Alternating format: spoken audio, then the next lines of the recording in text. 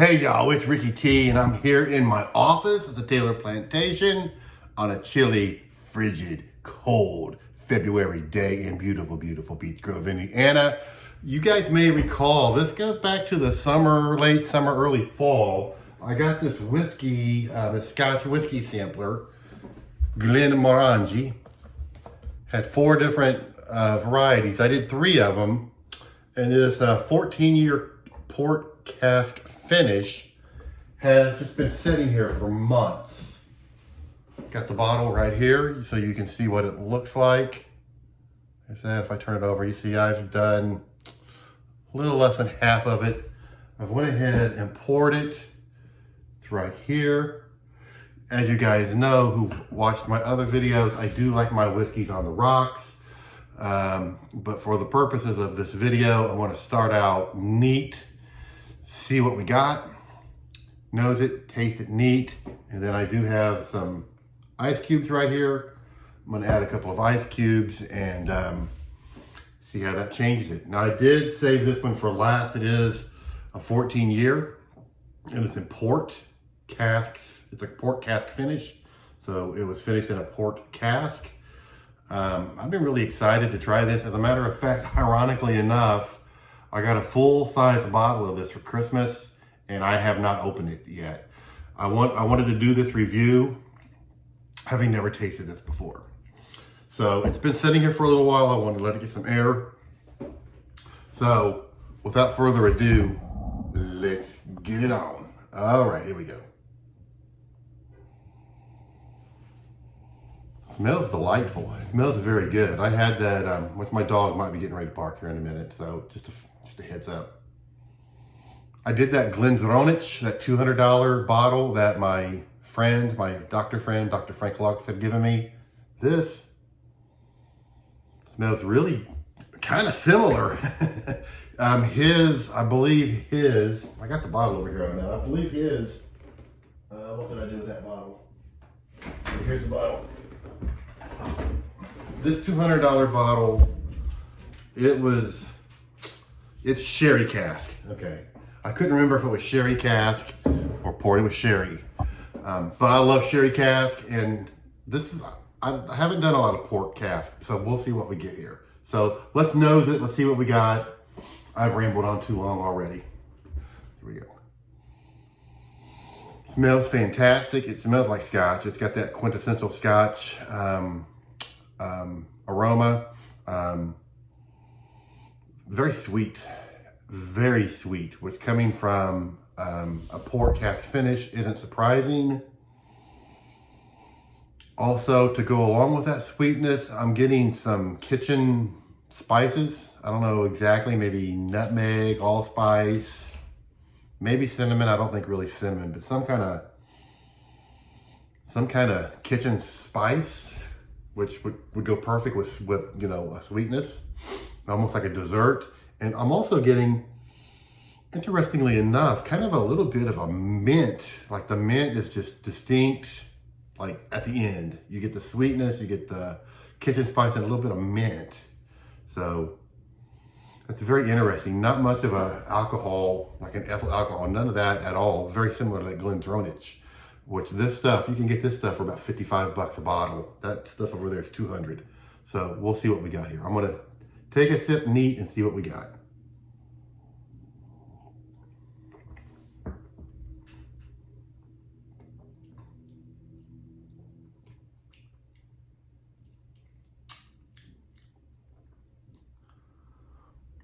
Really spicy on the palate. My initial thought. I'm gonna need a couple more little sips here. Very spicy on the palate. Then as I swallowed, it was initially smooth. It was smooth all the way down until it got to about right there, right about where my diaphragm is. But then I kind of could feel a little bit of a burn. You know, I was hoping that I could find a $55 bottle of Scotch that had that $200 smoothness. And for about 3 seconds, I thought I might have, but it was completely smooth all the way down until it got to about my diaphragm. Let's try again.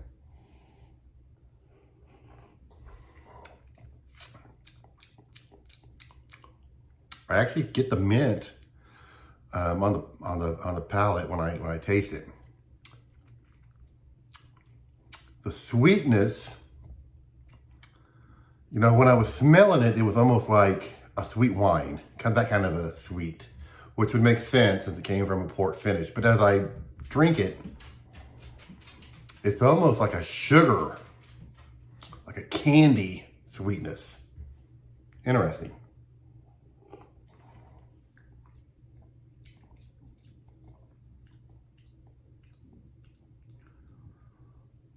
And just the slightest, it's smooth, it's very smooth, not quite as smooth as the Glenmorangie, but for $145 less, I'll take it. Very smooth with just a slight, just a little bit of a slight burn. So here, let me put a couple of ice cubes in this. And while I'm giving this a minute, I just want to tell you that I did find out that they used to make another version of this port cask in a 12-year version. You would think the 14-year version would be better than the 14-year version, but from watching some other reviews of people who have had both, they actually thought the 12-year was better than the 14-year. And the explanation was possibly, they didn't know for sure, but there are two different types of port barrels. It's a Spanish name. I'm not going to try to pronounce it, but essentially, one type is basically a newer barrel, okay? And then the other is a very old, aged barrel, okay? So you're probably gonna get a little more sophistication out of the older barrel, whereas the new barrel, you might be able to get a little more upfront extra flavor. So the explanation is, the 12-year or the 14-year may have been, one might have been done in the newer barrels and one may have been done in the more matured barrels, excuse me, and that's going to cause the difference in the flavors. So anyway, I got the ice melted pretty good. So let's see what it tastes like once we put it on the rocks. On the nose, very similar, but it has chilled out. It's nowhere near as pronounced. Nowhere near as much aroma. The aroma is nearly gone. Definitely no alcohol.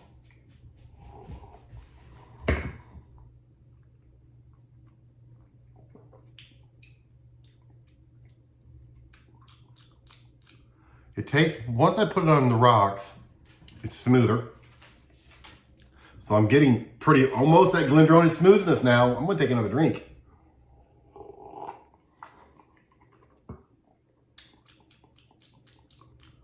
still getting the mint. It has become extremely smooth. So now, drinking this on the rocks, that's the way I'm gonna do it. I will definitely drink this on the rocks, in my opinion. Now, you already know I like my whiskeys on the rocks anyway. So this is consistent with what I would have expected. It has become extremely smooth, pretty much no burn. I'm now starting to get more of those quintessential, kind of like a Macallan, which Macallan is my favorite Scotch that I've had so far. It's got more of that quintessential Scotch flavor. Not as sweet. It's still sweet, but it's not as pronounced. Still getting that mint, as I said. Let's see, let me see what else.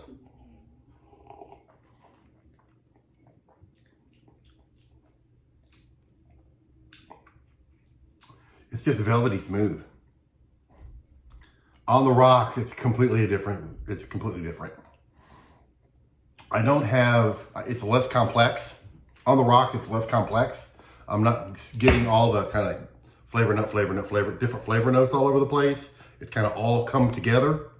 It tastes like a quintessential great Scotch, like a Macallan, which is what I really like. It's still sweet, but it's really calmed down from that. I'm not really getting the kitchen spices anymore. I am actually still getting a little bit of the mint, which is, to me, is weird. Wow. I think I'm going to pop open the big bottle tonight. It's Friday night. I love this. This is going to become a staple. And I say this for last for a reason, because I thought it might be the best one. And this thing is not, it's not disappointing me. Again, this is really two different scotches, in my opinion. If you drink this neat, it's going to be very complex. It's going to be smooth and complex. And you're going to be able to taste multiple different flavor notes. You're going to be able to pick them out individually. Okay? But once you put the ice in it, it all comes together. It tastes like delicious scotch, and it's more complete, in my opinion. So I'm going to finish it. I'm going to drink it up. It's still the afternoon. Technically, I'm still at work. So I may wait a couple hours, but wow, I'm glad I did this video. So here's to a great weekend. Cheers, and until next time, God bless America.